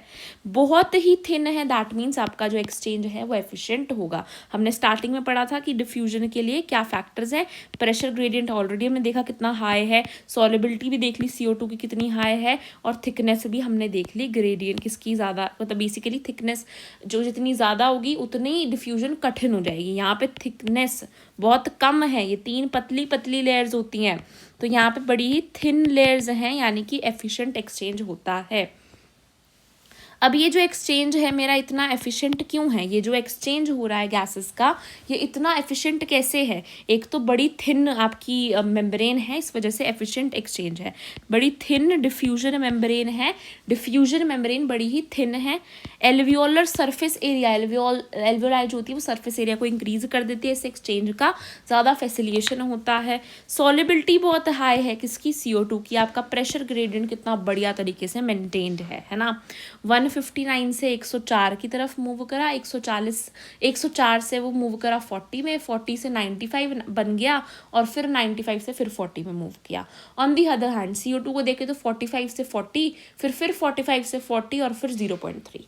ठीक है, बस इतना आपको याद रखना है। इसके अंदर जो याद रखने वाली बात है मैं यहाँ पे आपको लिख के दूँ अगर, तो देखो हमारी जो CO2 है बेसिकली, और O2 जो है वो 159 पे शुरू हुई, फिर कहाँ पे गई, 104 पे गई, 159 से 104 पे गई, 104 से 40, 40 के बाद वो कन्वर्ट हो गई किसके अंदर, 95 के अंदर। किसके अंदर, मैं यहाँ पे कन्वर्जन दिखा देती हूँ, 95 में, और फिर वो 95 से फिर से 40 में गई। ऑक्सीजन की बात करूँ तो वो 45 से किस में गई, 40 में गई, और उसके बाद वो कन्वर्ट हो गई किसके अंदर, 45 में, फिर वो 40 में गई, और उसके बाद वो 0.3 पे गई। तो ये आपको यहाँ पर याद रखनी है सीक्वेंस, और ये तो याद रहेगा कि कहाँ पे मूव कर रही है। सो या दैट्स इट, है ना। इसके बाद मैं देखूँ क्यों मेरा एक्सचेंज एफिशिएंट था, क्योंकि एल्वियोलर सरफेस एरिया बहुत बड़ा है, हमारी जो डिफ्यूजन मेम्ब्रेन है वो बड़ी ही थिन है, बड़ी ही पतली है, CO2 की सॉल्युबिलिटी जो है वो बहुत अच्छी है, प्रेशर ग्रेडियंट बड़े अच्छे तरीके से बना हुआ है। फाइनल फ्लो हम देख सकते हैं, एल्वियोलाई से ब्लड में जाते, ब्लड से टिश्यू में ऑक्सीजन, CO2 की बात करें तो टिश्यू से ब्लड, ब्लड से एल्वियोलाई। एक लाइन रिवीजन की क्या है कि गैस एक्सचेंज जो है वो क्या है, डिफ्यूजन ड्रिवन है by the partial pressure gradient across a thin 3 layered membrane, जिसे हमने क्या बोला, डिफ्यूजन मेम्ब्रेन बोला। यहाँ पे ये सारी सेम बातें लिखी हुई हैं। यहाँ पे मैं दिखाऊँ तो इंस्पायर्ड एयर, ये एक्सपायर्ड एयर है। यहाँ पे ऑक्सीजन की ये वैल्यू होती है, CO2 की ये होती है, फिर यहाँ पे एक्सचेंज होता है पल्मोनरी आर्टरी, पल्मोनरी वेन, बहुत डिटेल में पढ़ेंगे अगले चैप्टर में, है ना। देन ये सिस्टमेटिक आर्टरीज, ये वेन्स हैं, यहाँ पर आपका ये है, यहाँ पे ये है वैल्यूज़, है ना। देखो ये जो आपकी ऑक्सीजनेटेड ब्लड है, ये डीऑक्सीजनेटेड ब्लड में, हमने वो टेबल से सब कुछ अच्छे से याद कर लिया, हम इजीली बता सकते हैं कहाँ पे क्या है। बॉडी टिश्यूज़ में इस तरीके से CO2 बाहर निकल रही है, O2 अंदर आ रही है, ठीक है ना। और ये आपकी डिफ्यूजन मेम्ब्रेन दिखा रखी है बड़े अच्छे तरीके से। ये एल्वियोलर कैविटी है, एयर अंदर बाहर आ रही है। यहाँ पे आपको दिखाई दे रही है, सबसे पहले दिखाई दे रही है स्क्वोमस एपिथेलियम ऑफ एल्वियोलर वॉल, जो कि एक सेल थिक है बेसिकली, है ना, मतलब पतली लेयर है। फिर बेसमेंट सब्सटेंस यानी बेसमेंट मेम्ब्रेन, उसके बाद एंडोथीलियम दिखाई दे रहा है ऑफ दी ब्लड कैपिलरी, अंदर क्या प्रेजेंट है, RBC प्रेजेंट है ब्लड कैपिलरी के अंदर। सो या that's it for this topic है हमारे पास ट्रांसपोर्ट ऑफ गैसेस। इसको पहले हम यहाँ से देखेंगे, देन NCERT से देखेंगे, इसमें भी सारी NCERT ऑलरेडी लिख रखी है। सो बेसिक कॉन्सेप्ट क्या है यहाँ पर देखें तो, ब्लड जो है वही मीडियम है किसके ट्रांसपोर्ट का, ऑक्सीजन और CO2 का। यानी कि हमने ट्रांसपोर्ट ऑफ गैसेस में O2 और CO2 का ट्रांसपोर्ट पढ़ना है, और हम ऑलरेडी देख चुके हैं कि कौन इनको ट्रांसपोर्ट करवा रहा है, ब्लड करवा रहा है। ऑक्सीजन की अगर मैं बात करूं तो ऑक्सीजन का 97% ऑक्सीजन जो है वो अपने RBC के थ्रू ट्रांसपोर्ट हो रहा है, यानी कि हीमोग्लोबिन से बाइंड होकर वो ट्रांसपोर्ट हो रहा है। कितना, 97% ऑफ ऑक्सीजन। बचा हुआ 3% कैसे होगा, वो भी ब्लड ही करवा रहा है, बट वो प्लाज्मा में डिजोल्व फॉर्म के अंदर घुला हुआ है। तो ऑक्सीजन का ट्रांसपोर्ट 97% तो हीमोग्लोबिन पे बाइंड करके हो रहा है, बचा हुआ 3% प्लाज्मा में घुलकर हो रहा है। सो 97% हीमोग्लोबिन से, 3% डिजोल्व फॉर्म इन प्लाज्मा में। देन बात करूं कार्बन डाइऑक्साइड का कैसे हो रहा है, तो उसमें आपको याद रखना है यहाँ पर BCD, है ना। यहाँ पर देखो बाई कार्बोनेट है, ठीक है, इसके अलावा कार्बामीनो हीमोग्लोबिन है, एंड D से डिजोल्व इन प्लाज्मा है, एंड सीक्वेंस में है, इसमें 70%, इसमें 20 to 25%, इसमें 7%, ठीक है, 70%, 20 से 25%, एंड यहाँ पे 7%। तो 70% CO2 जो है आपकी वो कैसे हो रही है, बाय कार्बोनेट, यानी कि HCO3 नेगेटिव बन जाता है। क्या बन जाता है, HCO3 नेगेटिव बाय कार्बोनेट बन जाता है, और वो बनाकर वो CO2 पे प्रेजेंट है ना, HCO3 नेगेटिव आयंस बनाकर वो ट्रांसपोर्ट होती है, कौन, CO2, 70% CO2 ऐसे हो रही है। फिर 20 से 25% RBC करवा रहे हैं, कैसे, कार्बामीनोग्लोबिन बनाकर। अगर हीमोग्लोबिन के ऊपर ऑक्सीजन जुड़ जाए तो मैं बोलती हूँ ऑक्सी हीमोग्लोबिन, अगर CO2 जुड़ जाए तो मैं बोलती हूँ कार्बमीनो हीमोग्लोबिन, अगर CO जुड़े सिर्फ तो कार्बोक्सी हीमोग्लोबिन, ठीक है, याद रहेगा। अगर ऑक्सीजन जुड़ रहा है तो ऑक्सी हीमोग्लोबिन, अगर CO जुड़ रहा है सिर्फ तो कार्बोक्सी हीमोग्लोबिन, अगर CO2 जुड़ रहा है तो कार्बमीनो हीमोग्लोबिन, ठीक है। तो 20 से 25% कार्ब हीमोग्लोबिन से बन रहा है और 7% प्लाज्मा में घुला हुआ है। तो यहाँ पे क्या है 70, 20 से 25 एंड 7%, है ना। वहाँ पे क्या था आपके पास 97% एंड 3%, ठीक है। 97% हीमोग्लोबिन से 3% प्लाज्मा में घुला हुआ है। 70% यहाँ पे BCD बाइकार्बोनेट, यहाँ पर आपका C से यानी कार्बोमीनोग्लोबिन, और आपका 7% जो है वो डिजोल्व्ड इन प्लाज्मा होगा। बात करते हैं सबसे पहले ट्रांसपोर्टेशन ऑफ ऑक्सीजन की। तो यहाँ पे हीमोग्लोबिन का रोल हमें देखना है। हीमोग्लोबिन क्या है, एक आयरन कंटेनिंग पिगमेंट है जो कि आरबीसी में प्रेजेंट है। आरबीसी में प्रेजेंट है एक पिगमेंट है जो कि लाल रंग देता है, और इसमें क्या प्रेजेंट होता है, इसमें आयरन प्रेजेंट होता है। ऑक्सीजन जो है वो बाइंड करता है रिवर्सिबली, और ये क्या बना देता है, ऑक्सी हीमोग्लोबिन बना देता है। रिवर्सिबली क्यों बोला है, क्योंकि उतर भी सकता है और फिर बाइंड भी कर सकता है, ठीक है। एक हीमोग्लोबिन के अंदर 4 ऑक्सीजन मॉलिक्यूल्स बाइंड करते हैं। एक हीमोग्लोबिन के ऊपर 4, एक हीमोग्लोबिन के मॉलिक्यूल पे 4 ऑक्सीजन के मॉलिक्यूल्स कैरी कर सकता है। एक हीमोग्लोबिन के ऊपर 4 ऑक्सीजन के मॉलिक्यूल्स आ सकते हैं, ठीक है ना। फैक्टर्स जो कि अफेक्ट करते हैं ऑक्सीजन बाइंडिंग को, यानी ऑक्सीजन इसके ऊपर कितनी बाइंड होगी, कैसे बाइंड होगी, तो कौन कौन से फैक्टर्स हैं जो बाइंड करते हैं, कौन कौन से फैक्टर्स हैं जो कि अफेक्ट करते हैं इसको, है ना। पहला तो है पार्शियल प्रेशर ऑफ ऑक्सीजन कह लो, या फिर मैं यहाँ पे कह लूँ ऑक्सीजन हीमोग्लोबिन के बीच की एफिनिटी कितनी है, यानी एक दूसरे से कितना प्यार है, कितना हीमोग्लोबिन उसको बिठाना चाह रहा है अपने ऊपर, है ना। फिर पार्शियल प्रेशर ऑफ CO2, और फिर H+ की कॉन्सेंट्रेशन यानी pH। अगर H+ की कॉन्सेंट्रेशन ज़्यादा होगी तो आपकी pH जो होगी उतनी ही कम होगी। देन बात करूँ टेम्परेचर की, तो टेम्परेचर पे भी डिपेंड करता है। अब आपने ऐसे याद रखना है कि ये तीनों और ये अलग चलते हैं, यानी अगर PO2 बढ़ेगा तो फिर ऑक्सीजन ज़्यादा बाइंड करेगी हीमोग्लोबिन पे, है ना। और अगर PCO2 H+ या टेम्परेचर को बढ़ेंगे तो फिर वो कम बाइंड करने वाले है हीमोग्लोबिन से, कौन, ऑक्सीजन, ठीक है। ऑब्वियस सी बात है CO2 ज़्यादा होंगे तो ऑक्सीजन कैसे बाइंड करेगी ना। H+ ज़्यादा होंगे यानी कि आपकी pH बहुत कम हो जाएगी तो भी बाइंड नहीं कर पाएंगे। टेम्परेचर बहुत ज़्यादा गर्मी हो जाएगी तो भी ऑक्सीजन बाइंड नहीं कर पाएगी। देन बात करते हैं ऑक्सीजन डिसोसिएशन कर्व। उसमें हम क्या है, एक ग्राफ है जिसमें हमें कैसी स्लोप मिलती है, हमें सिग्मोइड शेप यानी S शेप्ड हमें वहाँ पे स्लोप मिलती है। ग्राफ किस चीज़ का है, परसेंट सैचुरेशन कितनी हो चुकी है वर्सेस PO2 कितना है ना। इससे हम पता चलता है कि हीमोग्लोबिन और O2 के आपस में कितनी एफिनिटी है इन डिफरेंट कंडीशंस। तो यहाँ पे देखो, ये आपका वो ग्राफ है जिसके बारे में बात हो रही है, ऑक्सीजन डिसोसिएशन कर्व। यहाँ पे क्या दिखा है, पार्शियल प्रेशर दिखाया गया है किसका, ऑक्सीजन का mm मर्क्यूरी में, और यहाँ पे दिखा रखा है percentage saturation of haemoglobin with oxygen, यानी कि यहाँ पे कितनी ऑक्सीजन है, सीधी सी बात, कितना पार्शियल प्रेशर है ऑक्सीजन का, और इस साइड पे कितनी ऑक्सीजन बाइंड करती जा रही है, यानी कितनी आपकी सैचुरेशन होता है, कितने हीमोग्लोबिन जो है वो बाइंड करते जा रहा है ऑक्सीजन से। अब ऑब्वियस सी बात है, जितने ज़्यादा ऑक्सीजन होंगे, जितना ज़्यादा PO2 बढ़ेगा उतने ज़्यादा बाइंड करेंगे, उतनी ज़्यादा सैचुरेशन बढ़ेगी। बट एक पॉइंट तक, जब सारे हीमोग्लोबिन ही यूज़ हो जाएंगे, जब 100% हो जाएंगे तो ऑब्वियसली वो इस तरीके से ग्राफ रुक जाएगा, इसके आगे नहीं बढ़ेगा। जब हीमोग्लोबिन खत्म हो गए, अब वो 4 से ज़्यादा थोड़ी बिठा लेगा, चाहे कितनी ही PO2 बढ़ जाए, वो 4 से ज़्यादा तो नहीं बिठा सकता ना अपने ऊपर ऑक्सीजन को। सो आई होप ये चीज़ क्लियर है। आगे देखो क्या है, अगर मैं बात करूँ एल्वियोलाई लंग्स पे, तो लंग्स पे ना PO2, अब मुझे पता है, देखो अगर मुझे ऑक्सीजन को बिठाना है हीमोग्लोबिन के ऊपर तो मैं क्या करूँगी, ऑक्सीजन हीमोग्लोबिन की एफिनिटी को बढ़ा दूँगी।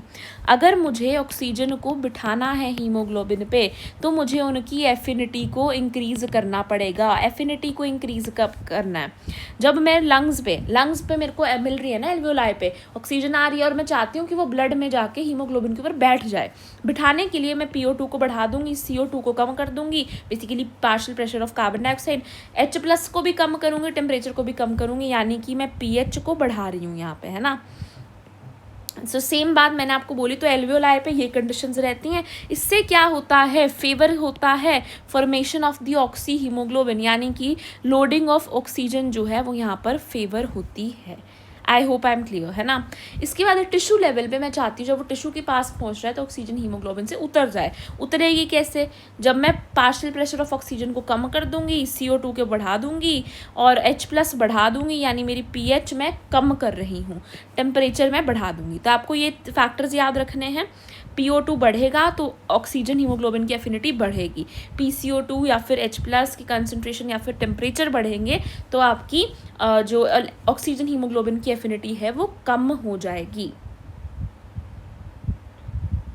तो कंडीशंस जो हैं वो यहाँ पर फेवर कर रही हैं dissociation of oxygen from haemoglobin, यानी अनलोडिंग।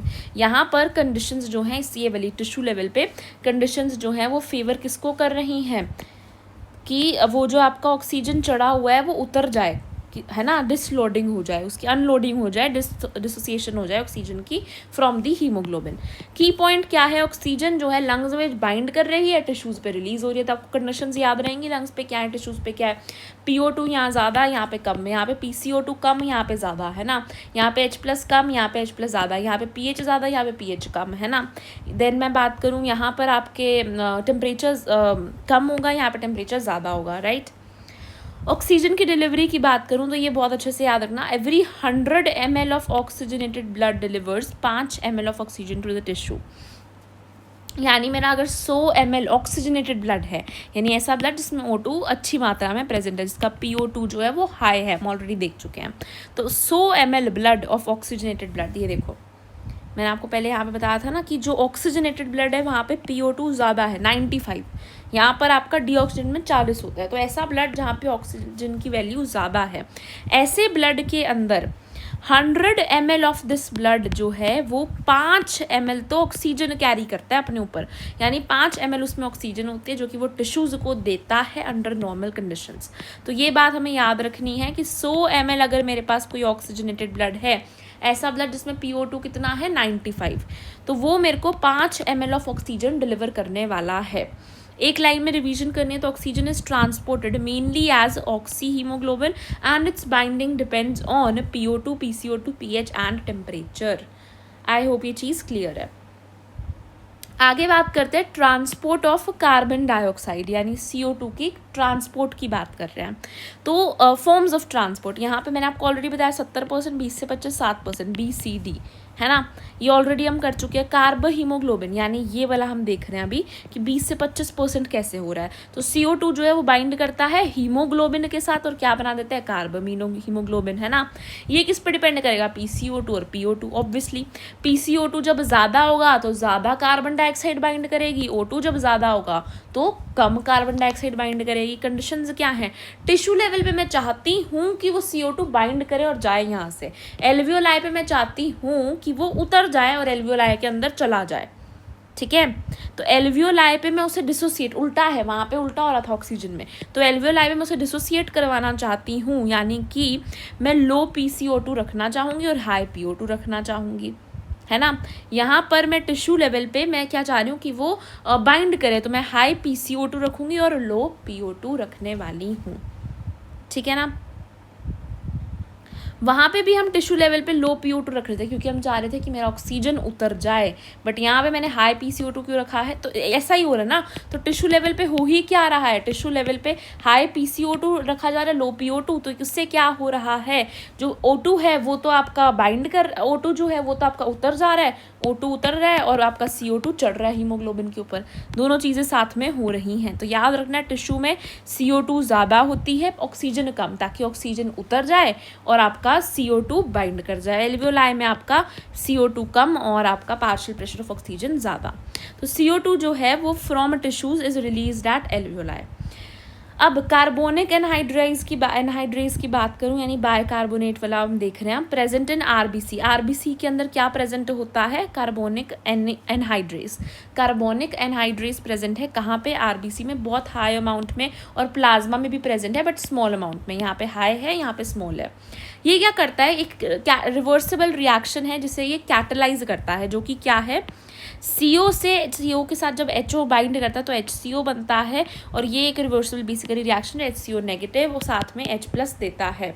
टिश्यू लेवल पे CO के साथ जब HO मिलता है तो HCO बनाता है, और फिर ये HCO नेगेटिव यानी एक इलेक्ट्रॉन ले लेता है, प्लस H+ इसका निकल जाता है। एट दी टिश्यू लेवल पे जब मैं बात कर रही हूँ तो यहाँ पर आपका PCO2 ज़्यादा है, ताकि PCO2 क्या करे, ताकि PCO2 आपका बाइंड कर जाए यहाँ पे, है ना, ड्यू टू मेटाबॉलिज्म। ये हमारा मेटाबॉलिज्म ऐसे ही इसको बेसिकली कर रहा है ना। फॉर्म क्या करता है, क्योंकि CO2 जो है बेसिकली आपका PCO2 ज़्यादा है तो आपका CO2 डिफ्यूज़ कर जाता है इनटू दी ब्लड में चला जाता है ना। इससे क्या होता है, HCO3 नेगेटिव बन जाता है मेजर फॉर्म, और साथ में H+ भी बन जाता है। CO2 जो है यहाँ पे ट्रैप हो जाती है इस बाइकार्बोनेट, तो सारी की सारी CO2 जो है हीमोग्लोबिन पे चढ़ नहीं पाती है, कुछ किस में कन्वर्ट हो जाती है HCO3 negative. That is why 70% जो है इसी फॉर्म में ट्रांसपोर्ट हो रही है। एल्वियोलाई पे बात करें तो लो PCO2 होती है, तो रिएक्शन रिवर्स होके HCO3 नेगेटिव जो है CO2 + H2O बना देता है। याद रखना है HCO3 नेगेटिव CO2 + H2O बना देता है ना। सो ये यहाँ पे हो गया, राइट। CO2 जो है उसको रिलीज कर दिया जाता है इनटू दी एल्वियोलाई, और उसको एक्सेल कर दिया जाता है। तो आपकी HCO3 नेगेटिव इस तरीके से काम कर रही है। की पॉइंट ये है कि CO2 जो है transport mainly as bicarbonate and converted back into CO2 जब हम लंग्स पे पहुँचते हैं। Every 100 ml of deoxygenated blood लगभग 4 ml ऑफ CO2 साथ रखता है।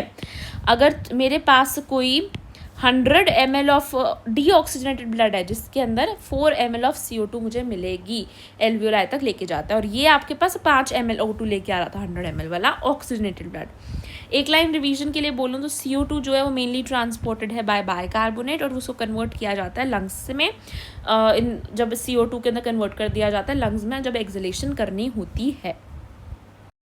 एक चीज़ जो हमने यहाँ पे ध्यान रखनी है, ये वाली रिएक्शन जो है ये वाली गलत है, हमने NCERT वाली करनी है। NCERT के अंदर ये वाली रिएक्शन है, देखो CO2 जो है जब पानी के साथ मिलता है, CO2 जब पानी के साथ मिलता है तो कार्बोनिक एनहाइड्रेज की प्रेजेंस में H2CO3 बनाता है। क्या बनाता है, H2CO3 बनाता है। एंड देन कार्बोनिक एनहाइड्रेज की प्रेजेंस में HCO3 नेगेटिव यानी बाइकार्बोनेट, और साथ में H+ एक रिलीज कर देता है, यानी एक प्रोटोन रिलीज कर देता है, राइट।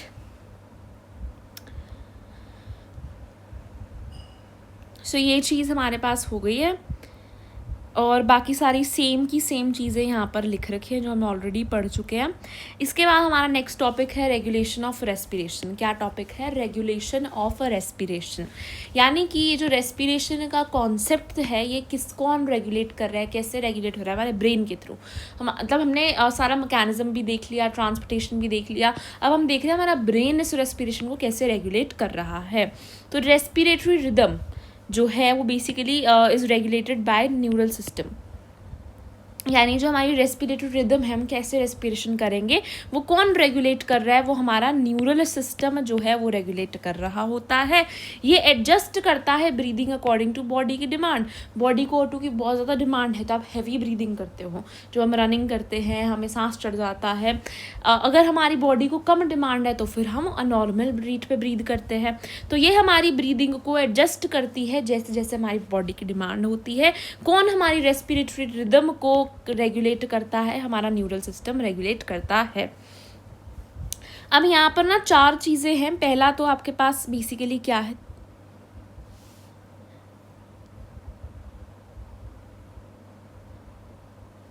यहाँ पे देखो सबसे पहला आपके पास क्या है, रेस्पिरेटरी रिदम सेंटर। सबसे पहले आपके पास है रेस्पिरेटरी रिदम सेंटर जो कि मेड्यूला में प्रेजेंट है, ठीक है। उसके बाद देखो आपके पास क्या है, न्यूमोटैक्सिक सेंटर है जो कि आपका पोन्स में प्रेजेंट है ना। उसके बाद आपके पास कीमो सेंसिटिव एरिया है जो कि आपका रिदम सेंटर के पास ही लोकेटेड होता है। देन हमारे पास कुछ पेरिफेरल रिसेप्टर्स हैं जिनको हम देखेंगे, ठीक है। तो इन सब के बारे में हमने देखना है। सबसे मेन हमारे पास कौन है, रेस्पिरेटरी रिदम सेंटर। ऑब्वियसली हम क्या कंट्रोल करना चाह रहे हैं, रेस्पिरेटरी रिदम, तो रेस्पिरेटरी रिदम सेंटर उसका नाम है तो ऑब्वियसली वो मेन ही है ना। तो याद रखना है रेस्पिरेटरी रिदम सेंटर मेन है यहाँ पर। और ये जो है मेडुला ओब्लोंगेटा में प्रेजेंट है, मेडुला वाले रीजन में प्रेजेंट है। Main centre controlling breathing rhythm, यानी ये मेन सेंटर है जो कि कंट्रोल कर रहा है हमारी ब्रीदिंग रिदम को। ये मेन सेंटर है जो कि कंट्रोल कर रहा है हमारी ब्रीदिंग रिदम को, जनरेट करता है बेसिक इंस्पिरेशन एक्सपीरेशन साइकिल। जो हमारी बेसिक इंस्पिरेशन एक्सपीरेशन साइकिल है वो उसी को जनरेट कर रहा है कि हाँ नॉर्मल क्या है वो भी तुम्हारा ब्रेन डिसाइड कर रहा है। रिपोर्ट्स में जो आ रहा है वो उसको देख के थोड़ी हमारा ब्रेन डिसाइड करता है अच्छा ऐसे सांस लेनी है।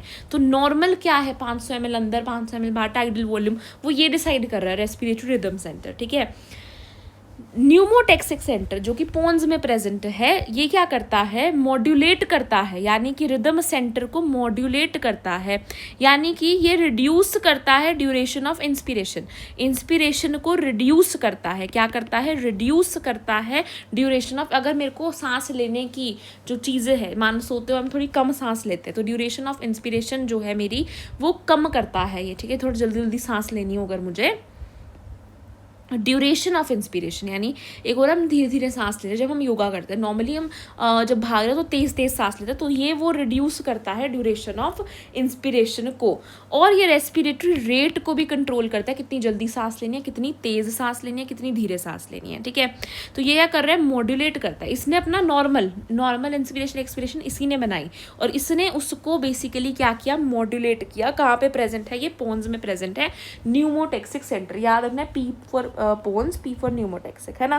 रेस्पिरेटरी रिदम सेंटर आपका मेडुला में प्रेजेंट है क्योंकि ये मेन है ना, ये तो मेन है, M for main, M for medulla, है ना। देन कीमोसेंसिटिव एरिया की बात करूं तो ये आपका रिदम सेंटर के पास ही प्रेजेंट होगा। रिदम सेंटर मेन है तो उसके साथ ही आपका कीमोसेंसिटिव एरिया भी प्रेजेंट है जो कि केमिकल से सेंसिटिव है ना। तो ये आपका रिदम सेंटर के पास में प्रेजेंट है और हाईली सेंसिटिव है, किससे, CO2 और H+, क्योंकि ऑक्सीजन का इनसिग्निफिकेंट रोल होता है इन द कंट्रोल के अंदर। तो CO2 और H+, कौन किस पे डिपेंड करता है, CO2 और H+ की कॉन्सेंट्रेशन पे डिपेंड कर रहा है।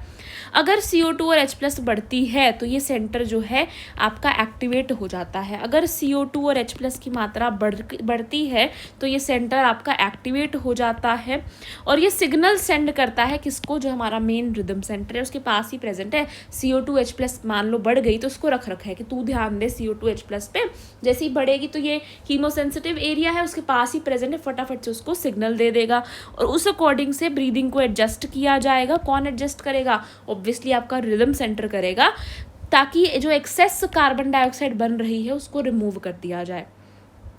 ठीक है, तो हमने अभी तक क्या पढ़ा, जो हमारा मेन है that is respiratory rhythm centre medulla में प्रेजेंट है, उसने हमारे बेसिक इंस्पिरेशन एक्सपिरेशन साइकिल को जनरेट किया। फिर हमारे पास न्यूमोटेक्सिक सेंटर है जो कि पोन्स में प्रेजेंट है, ये उस रिदम सेंटर को मॉड्यूलेट कर रहा है, डिक्रीज कर रहा है हमारी ड्यूरेशन को ऑफ द इंस्पिरेशन, है ना, डिक्रीज कर रहा है हमारी ड्यूरेशन ऑफ द इंस्पिरेशन को और ये रेस्पिरेटरी रेट को कंट्रोल करता है। फिर कीमोसेंसिटिव एरिया आपका मेडुला में ही प्रेजेंट है, आपका रेस्पिरेटरी रिदम सेंटर के पास में ही प्रेजेंट है।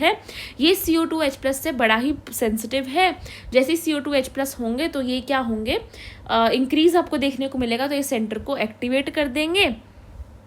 कौन सा सेंटर, ये खुद एक्टिवेट हो जाएगा और ये रिदम सेंटर को सिग्नल भेजेगा जिससे कि ब्रीदिंग को एडजस्ट कर दिया जाएगा ताकि CO2 एक्सेस निकल जाए। फिर बात करते हैं, कुछ पेरिफेरल रिसेप्टर्स भी प्रेजेंट होते हैं जो कि एओर्टिक आर्क में प्रेजेंट है और कैरोटिड आर्टरी। कहाँ पे, एओर्टिक आर्क और कैरोटिड आर्टरी, एओर्टिक आर्क और कैरोटिड आर्टरी, एओर्टिक आर्क और कैरोटिड आर्टरी कहाँ पे प्रेजेंट है, एओर्टिक आर्क में, कैरोटिड आर्टरी में, एओर्टिक आर्क में और कैरोटिड आर्टरी के अंदर प्रेजेंट हैं। ये भी क्या कर रहे हैं, CO2 और H+ की कॉन्सेंट्रेशन को डिटेक्ट कर रहे हैं और ये भी आपके रेस्पिरेटरी सेंटर्स को सिग्नल भेज रहे हैं फॉर करेक्शन की, ठीक करो भाई CO2 ज़्यादा हो रही है। तो CO2 के लिए हमने एक तो पेरिफेरल क्या रख रखे हैं, हमने पेरिफेरल रिसेप्टर्स रख रखे हैं, पेरिफेरल रिसेप्टर्स रख रखे हैं और हमने साथ में कीमोसेंसिटिव एरिया रख रखा है। न्यूमोटेक्सिक सेंटर जो पोन्स में प्रेजेंट है वो तो मॉड्यूलेट कर रहा है, रेस्पिरेटरी रिदम सेंटर आपका मेन है। ठीक है, तो इसका काम भी समझ में आ गया। ऑक्सीजन का क्या रोल होता है, ऑक्सीजन का बड़ा ही इनसिग्निफिकेंट होता है, बड़ा ही माइनर रोल होता है in the regulation of the respiration. CO2 और H+ ही प्राइमरी रोल प्ले करते हैं in the regulation of the respiration. I hope ये चीज़ भी क्लियर हो चुकी है। अब हम आते हैं towards our last topic which is disorders of respiratory system. Disorders के अंदर सबसे पहला डिसऑर्डर जो हमें पढ़ना है दैट इज़ अस्थमा। अस्थमा के अंदर क्या होता है, डिफ़िकल्टी होती है ब्रीदिंग में। अस्थमा में डिफ़िकल्टी आती है सांस लेने में, जिसकी वजह से वीजिंग होती है। और ऐसा हो क्यों रहा है, मेन रीज़न, मेन क्या हो रहा है, इन्फ्लेमेशन हो रहा होता है ब्रोंकाई और ब्रोंक्यूल्स का। तो अस्थमा के केस में ब्रोंकाई और ब्रोंक्यूल्स जो होते हैं, primary, secondary, टर्जरी, initial, terminal bronchiole, ये सब कुछ इन्फ्लेमेशन, यानी इनमें इन्फ्लेमेशन देखने को मिलती है, जिसकी वजह से सांस लेने में दिक्कत आती है और वीजिंग जैसी आवाज़ें आती हैं। अस्थमा के अंदर इन्फ्लेमेशन हो जाता है ब्रोंकाई का, ब्रोंक्यूल्स का, जिसकी वजह से सांस लेने में तकलीफ होती है और वीजिंग जैसी साउंड प्रोड्यूस होती है। देन बात करूं अगर मैं एम्फाइसीमा की, किसकी बात कर रही हूँ, एम्फाइसीमा की, तो ये क्या है, एक क्रोनिक डिसऑर्डर है। कैसा डिसऑर्डर है, क्रोनिक डिसऑर्डर है, जिसके अंदर आपकी एल्वियोलर वॉल जो है वो डैमेज हो रही है। क्या हो रहा है, जो एल्वियोलर वॉल है उसका कितना इंपॉर्टेंट रोल है, देखो अब हमें पता है, उसकी एल्वियोलर वॉल जो है वो डैमेज हो रही है, जिसकी वजह से रेस्पिरेटरी सरफेस डिक्रीज हो रहा है। एल्वियोलाई का काम ही यही था ना, रेस्पिरेटरी सरफेस को बढ़ाना। इसकी वजह से क्या हो रहा है, जो आपका रेस्पिरेटरी सरफेस है वो छोटा हो रहा है, is decreased. One of the major cause, ऐसा हो क्यों रहा है, क्या किस वजह से होता है, सिगरेट स्मोकिंग की वजह से एम्फाइजीमा मेनली होता है। तो देखो एम्फाइजीमा में होता क्या है, एल्वियोलर वॉल जो है वो डैमेज होती है, रेस्पिरेटरी सरफेस कम हो जाता है। क्यों हो रहा है, सिगरेट स्मोकिंग से होता है मेनली, है ना। और एक कैसा डिसऑर्डर है, क्रोनिक डिसऑर्डर है। क्या सा डिसऑर्डर है, क्रोनिक, यानी कि ये हो जाए तो तकलीफ ज़्यादा है। इसमें अस्थमा इज़ मैनेजेबल, है ना, अस्थमा को मैनेज किया जा सकता है, एम्फाइजीमा को नहीं किया जा सकता। तो एम्फाइजीमा जो है वो क्रोनिक डिसऑर्डर है, मेनली स्मोकिंग की वजह से हो रहा है। यहाँ पर एल्वियोलर वॉल जो है वो डैमेज हो रही होती है। यहाँ पर क्या हो रहा है, एल्वियोलर वॉल जो है वो डैमेज हो रही है। यहाँ पे इन्फ्लामेशन देखने को मिलती है हमें, कहाँ पे, आपको ब्रोंकाई और ब्रोंक्यूल्स के अंदर देखने को मिलती है, जिससे सांस लेने में तकलीफ आती है, वीजिंग जैसी साउंड प्रोड्यूस होती है। एम्फाइजीमा क्रोनिक डिसऑर्डर है, सिगरेट स्मोकिंग की वजह से ज़्यादातर देखने को मिलता है, सिगरेट स्मोकिंग की वजह से। देन बात करते हैं ऑक्यूपेशनल रेस्पिरेटरी डिसऑर्डर्स। क्या है, ऑक्यूपेशनल रेस्पिरेटरी डिसऑर्डर्स, किसकी बात कर रहे हैं अब हम, ऑक्यूपेशनल रेस्पिरेटरी डिसऑर्डर्स की। कुछ सर्टेन इंडस्ट्रीज़ के अंदर स्पेशली, जिनके अंदर ग्राइंडिंग या फिर स्टोन ब्रेकिंग का काम है, जिसमें बहुत ज़्यादा डस्ट पैदा हो रही है, जो ऐसे ऐसे काम है, सर्टेन इंडस्ट्रीज़ है जहाँ पे डस्ट पैदा हो रही होती है, डिफेंस मैकेनिज्म जो होता है हमारा बॉडी का, of the body can not fully cope with this situation. ये जो डिफेंस मैकेनिज्म है, ये हमारे बॉडी वाला ये फुली कोप नहीं कर पाता इतनी ज़्यादा डस्ट से। लॉन्ग एक्सपोजर, यानी कि हमारे को क्या होता है, लॉन्ग एक्सपोजर मिल जाता है इतनी गंदी डस्ट का। इसकी वजह से क्या हो जाता है, इसकी वजह से इन्फ्लेमेशन हो जाती है। क्या हो जाती है, can give rise to inflammation, जिससे फाइब्रोसिस हो जाता है। क्या होता है, फाइब्रोसिस हो जाता है, यानी जो फाइब्रस टिश्यू प्रेजेंट है वो प्रोलिफरेट करता है, बढ़ जाता है मात्रा में। जो फाइब्रस टिश्यू है वो बढ़ जाता है एंड दस causing serious lung damage. Fibrous tissue जो है बढ़ जाता है, जिससे सीरियस लंग डैमेज हो सकता है। वर्कर्स जो इस एरिया में इंडस्ट्री में काम कर रहे हैं, उनको प्रोटेक्टिव मास्क को यूज़ करना चाहिए। वर्कर्स जो यहाँ पे काम कर रहे हैं, उनको किस चीज़ का यूज़ करना चाहिए, प्रोटेक्टिव मास्क का यूज़ यहाँ पर करना चाहिए, ठीक है ना। सो ये बात याद रहेगी, जो लोग ऐसे इंडस्ट्रीज़ में काम कर रहे हैं जो कि डस्ट इन्वॉल्व करते हैं, जिसमें डस्ट रिलीज़ होती है, ग्राइंडिंग, स्टोन ब्रेकिंग, इन सब में, तो उनका जो डिफेंस मैकेनिज्म है बॉडी का वो फुली कोप अप नहीं कर पाता। लॉन्ग एक्सपोजर, क्या हो जाता है, जब लॉन्ग एक्सपोजर हो जाता है इस डस्ट का, तो उसकी वजह से इन्फ्लेमेशन हो जाती है, इन्फ्लेमेशन हो जाती है, जिसकी वजह से फाइब्रोसिस हो जाता है। फाइब्रोसिस का मतलब आपका क्या हो रहा है, प्रोलिफरेशन हो रही है फाइब्रस टिश्यू की। फाइब्रस टिश्यू जो है वो प्रोलिफरेट करता है, जिससे आपका सीरियस लंग डैमेज हो सकता है। सीरियस लंग डैमेज हमें देखने को मिलता है, ठीक है ना। सो एक बार फिर से बता रही हूँ, सबसे पहले हमने पढ़ा अस्थमा, जिसके अंदर हमारे ब्रोंकाई ब्रोंक्यूल्स इन्फ्लेमेशन शो करते हैं, सांस लेने में तकलीफ होती है, वीजिंग जैसी आवाज़ आती है। एम्फाइजीमा जो कि सिगरेट स्मोकिंग की वजह से मेनली होता है, इसमें एल्वियोलर वॉल डैमेज होती है, रेस्पिरेटरी सरफेस कम हो जाता है और ये एक क्रोनिक डिसऑर्डर होता है। कैसा डिसऑर्डर है? क्रोनिक डिसऑर्डर है। ऑक्यूपेशनल रेस्पिरेटरी डिसऑर्डर्स ऐसे डिसऑर्डर्स है जो कि लॉन्ग एक्सपोजर ऑफ डस्ट की वजह से होते हैं। जब हमारा डिफेंस मैकेनिज्म इससे फुली कोप नहीं कर पाता तो लॉन्ग एक्सपोजर इस चीज़ का हमें इन्फ्लेमेशन कर सकता है, जिसकी वजह से फाइब्रोसिस हो जाता है, यानी फाइब्रस टिश्यू बहुत ज़्यादा बनता है, प्रोलिफरेट करता है, जिसकी वजह से सीरियस लंग डैमेज हो सकता है। ऐसी इंडस्ट्रीज़ में वर्कर्स को रिकमेंड किया जाता है, उनको पहनने चाहिए प्रोटेक्टिव मास्क। ठीक है, so that's it for this chapter. एक बार इसकी हम समरी रीड कर लेते हैं, ध्यान से देखना। सेल्स जो हैं वो यूटिलाइज करते हैं ऑक्सीजन को फॉर मेटाबॉलिज्म। सेल्स को ऑक्सीजन चाहिए होती है मेटाबॉलिज्म के लिए, ताकि वो एनर्जी को प्रोड्यूस कर सके along with substances like carbon dioxide. Energy को तो प्रोड्यूस करते हैं, साथ में कार्बन डाइऑक्साइड को भी प्रोड्यूस करते हैं, जो कि हमारी बॉडी के लिए हार्मफुल है। एनिमल्स जो इवॉल्व करते हैं, एनिमल्स ने ना बड़े डिफरेंट मैकेनिज्म्स को इवॉल्व किया है, जिससे वो अपनी बॉडी में ऑक्सीजन को ट्रांसपोर्ट करते हैं टू दी सेल्स, ताकि और रिमूवल करते हैं कार्बन डाइऑक्साइड का फ्रॉम देयर, है ना। We have a well developed respiratory system. हमारे पास बहुत अच्छा, जिसमें 2 लंग्स प्रेजेंट हैं जो कि एसोसिएटेड हैं पूरे एयर पैसेजेस के से, जो कि ये फंक्शन को परफॉर्म करते हैं। पहला स्टेप हमारा रेस्पिरेशन के अंदर क्या होता है? सांस लेना, ब्रीदिंग, जिससे एटमॉस्फेरिक एयर को हम अंदर लेते हैं, इंस्पिरेशन, और जो एल्वियोलर एयर है उसको हम बाहर निकालते हैं, एक्सपायरेशन। ऑक्सीजन और CO2 का जो एक्सचेंज है between the deoxygenated blood and alveoli, alveoli के अंदर और डीऑक्सीजनेटेड ब्लड जो है एल्वियोलाई को अपनी CO2 देता है और एल्वियोलाई उसको अपना ऑक्सीजन देता है, तो वो ऑक्सीजनेटेड ब्लड में कन्वर्ट हो जाता है।